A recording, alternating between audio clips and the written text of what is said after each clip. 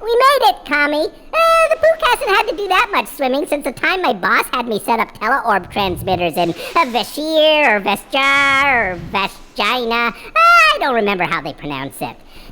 Dang it. The Pook hates wearing wet leather. You're not upset with me, are you? Nah, don't worry, Kami. I understand phobias. It's Riznek that the Pook is pissed at. Whom is Riznek? He's the goblin that we tried to book passage to the speed barge with. The goblin that kept 50% of the fare as a refund fee. That's who Riznek is. I thought that was Pausik. No, trust me. Pausik is another goblin asshole. Then why did you call him Pausik? I called him Pausik? 4 times. First when you were addressing Mudsproket, and then 3 times while you were addressing the goblin I now know as Riznek. Really? I guess that speaking to Krazzle just angered up the Pook enough to make me jumble up the neurons in my head that are in charge of maintaining my mental database of assholes. And I accidentally called the asshole Riznik by the name of the asshole Pausik. Passing through the Centaur's camp stealth aggravated you that much? Nah, the Pook is used to traveling through places stealth. I mean, when you're a rogue, that's kind of your thing. I mean, the Pook may be immortal, but that doesn't mean I have time to get caught up in all the long-leggedy drama that exists in this world. Besides, most people aren't cursed with immortality, so it doesn't really seem like a fair fight for the Pook to be the one to start with the stabbing. No. What pisses the Pook off is Krazzle thinking that it was okay to swindle the centaurs just because he thought he was smarter than them. People tend to think of gnomes as kindly and good-spirited, but some of us can be real assholes. Especially the ones that think their intelligence entitles them to treat others unfairly. And Pausik? What about Pausik? What has he done to earn a place in the Pook's mental database of assholes? Oh, he's just one of the assholes in charge of this place. He and Fizzle Brassbolts, they run the speed barge together. They're not a couple, but they are married through the medium of commerce. And let me tell you, Kami, it is not a healthy marriage. They used to run a speedway on this spot long before the Thousand Needles flooded. And rumors has it that they didn't agree on anything then, and they still don't agree on anything now. So sometimes the tensions between the goblins and the gnomes on the barge, it gets a little tense sometimes.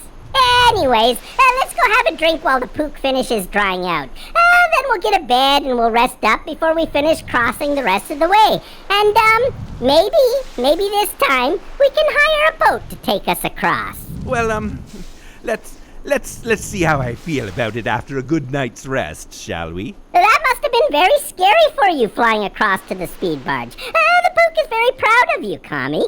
Come on, we both earned a little carousing time. And the Pook promises I won't get drunk and get all political. Just let me hammer space my stabbers first. They don't like it when you bring weapons into the bar. And the Pook is not here to cause trouble. Well, this should be nice, Kami. A nice cozy inn to get a good night's rest, and we'll both be feeling right as rain and ready to travel to Gadget's End tomorrow. So at what time does this bar close? It doesn't. The speed barge is a 24-hour town. One shift ends and the other shift begins. So this racket, it'll go on through the night? Probably. And just what do you think is the probability of us getting a good night's sleep? For you, I don't know. But for the Pook, honestly, ever since the incident, I found it kind of comforting to be somewhere far away from Nomergon and still hear Gnomish being spoken. I kind of like having a job that makes me travel, and I really love having a place like Boralis to call home. But there's just something about the speed barge that really makes the Pook feel cozy. And honestly, even though the crew is a little divided at times, it gives the Pook hope to see gnomes getting along with the other races of Azeroth. I mean, prior to the incident, apart from occasional contact with dwarves, maybe some humans and some elves, we gnomes, we pretty much stuck to ourselves and our own interests. I mean, we weren't isolationists or anything. We were just largely uninvolved. And look where that got us. So yeah. Anytime the Pook finds herself in a gnomish settlement somewhere away from Poison Town, the Pook feels kind of cozy. Do you think you might one day retire to a gnomish settlement like this? Nah, the Pook already already has other retirement plans in mind. And just what might those plans be? Well, let me get another beer or two or three, and I'll tell ya! Daisy! Daisy! Hey, Daisy! Dang it! This right here. This is some serious nonsense. What right here? This bar! Who is this bar built for? Is it built for gnomes? No, the Pook can't even see over the top of it. Hey, is this bar built for goblins? No. The goblins are not much taller than gnomes. This bar is built for the long-leggedies. Is Speed Barge a long-leggedy town? No, the Speed Barge is a gnomish and goblin town. Well, I say enough is enough! Just because there are more long-leggedies in the world than there are normal leggedies, that doesn't mean that everything in this world has to be built for the long-leggedies. Whoa, what are you saying? You saying the long-leggedies' money ain't welcome here? No. Of course the long-leggedies should be welcomed here. I mean, ever since leaving Ironforge, the Pook has been welcomed in almost every long-leggedy city and town. Those bastards in Freehold, though, they can go fuck themselves. So, of course, the Pook would want for the normal leggedies to make the long leggedies feel welcome. I mean, Daisy is a long leggedy, and we all love her. 100%, yeah, Daisy. We all love Daisy. Well, how can we build a single bar that can accommodate both those whose leggedies are long and those whose leggedies are normal? This is starting to sound expensive. The bosses ain't gonna go for this. I don't know. Maybe we build the bar for the right height for normal leggedies, and then we have hydraulic panels in the floor that gently lower the long leggedies up to the height of the normal leggedies. That's sounding real expensive right there. Ain't no way the bosses are gonna go for that. Well, then we can make the bar in sections that raise and lower based on the length of their leggedies. But won't that make Daisy's job more difficult with a bar that has a variable and uneven surface? Okay, then how about this? We keep the bar we have now, but we make hydraulic lifts in the floor that elevate the normal leggedies. That way it'll be cheaper because we don't have to pay for a new bar. Whoa. Why is it that we're the ones getting the hydraulics here? We're the normal-leggedied ones. If anybody should be getting the hydraulics based on the length of the leggedies, it should be the long-leggedies. Oh, what? And the long leggedies should get the hydraulics just because of the length of their leggedies? I think that if we all put our heads together, we should be able to come to a solution to create a bar that is able to be enjoyed by everyone, regardless of the length of their leggedies. Well, I ain't seeing no way, no how, no one is gonna be okay with profits being used to give the hydraulics to the normal leggedies. Typical goblin, always putting profit ahead of people. Gentlemen. What? What's talking, Boyd? Well, it would seem to me that the simplest solution might be to construct a set of stackable platforms that could be kept behind the bar and then used by the normal leggedies to allow them to stand at the same height as the long leggedies at the bar. Hold on now. What are you saying? That I should have to stand on an old soapbox like some bum in the park begging for scraps? Look, I'm not expecting you to understand the complexities of the situation at hand. While stacking platforms may sound like a simple solution to the problem, I can assure you that it is no doubt the very simplicity of the solution that is in fact its greatest flaw that would render it unworkable in real-world situations. Yeah, read the room, Boyd Brain.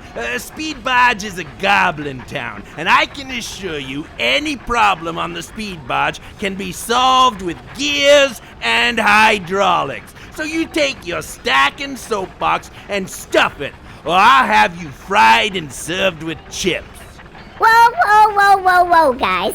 Before anybody starts saying anything they're gonna regret, you need to know that Bird Brain is none other than the dread pirate Black Craw McGillicuddy, the leader of the Black Craw Mutineers. And the Pook, I've signed on as his first mate.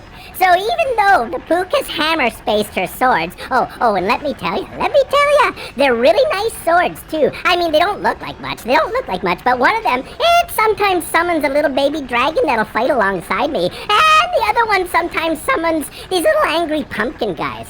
So, even though I don't have my swords, mess with the Pook's captain, and you're messing with the Pook.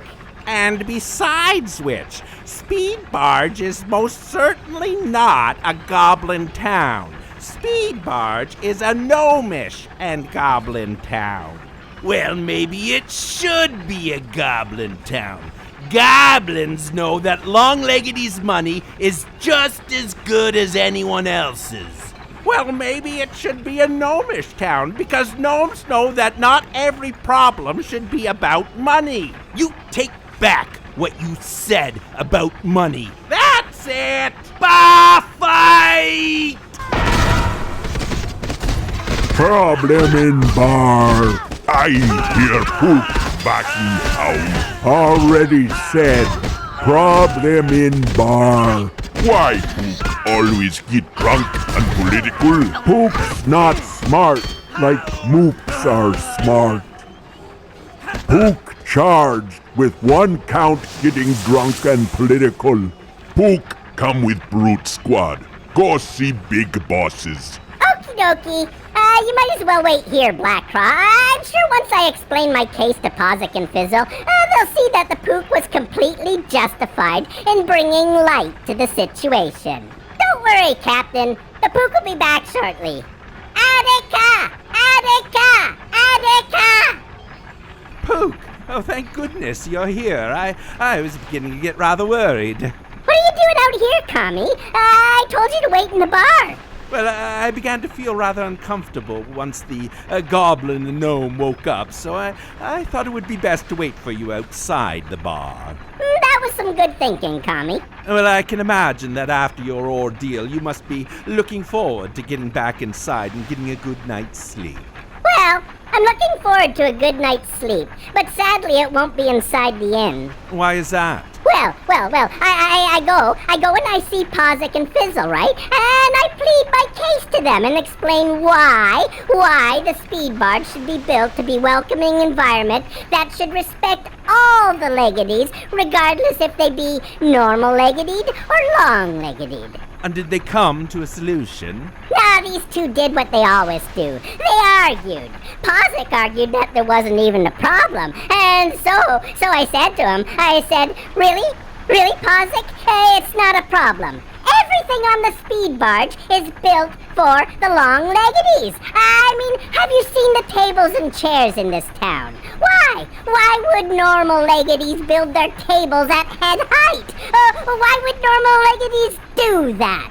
We do it because we want the long-leggedies to feel comfortable around us. So then Fizzle, he said that he understood. He understood the problem exists. But he doesn't know whether or not hydraulics that adjust the height of the long-leggedies or ones that adjust the height of the normal-leggedies is the solution. Well then Pozik, he starts going on about how hydraulics are just not workable in this economy. Did you pitch them my idea? The one for the stackable platforms? Yeah, you don't want to know what Fizzle had to say about the indignity of soapboxes. They wouldn't be soap boxes. They'd be designed to be both functional and aesthetically pleasing, I'm sure. Perhaps something in an elven motif. Anyway, it turned out the only thing they could both agree upon was giving the Pook a fine for getting drunk and political. So the Pook had to surrender his swords until I can pay off the fine. I'm sorry, Kami, but until the Pook can find a job that pays me enough to both sleep comfortably and pay off the fine to get back my stabbers, it looks like we're going to be stuck on the speed barge a little longer than I would have liked. But don't worry. Fizzle said I can sleep in a work tent until my fine is paid off. And Pozik said they'd just add the rent for the tent to my fine. Well, I suppose the upside is it won't be as loud as the inn inside the bar.